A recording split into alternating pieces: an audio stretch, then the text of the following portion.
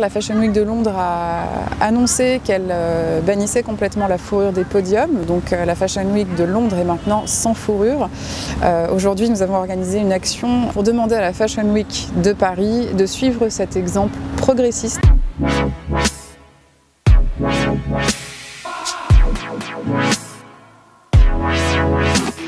La mode, en tout cas les animaux qui sont exploités pour leur peau, c'est un des combats de PETA, effectivement, depuis le début, depuis les années 80 que PETA États-Unis a été fondé. On se rend compte quand même que le consommateur, c'est lui qui est décisionnaire du sort des animaux indirectement et que en fait, le pouvoir qu'il a est immense. Et quand il s'en rend compte et qu'il agit en conséquence, on assiste à des changements qui sont vraiment incroyables et qui sont vraiment positifs. On assiste à beaucoup d'annonces, de plus en plus d'annonces de grands créateurs qui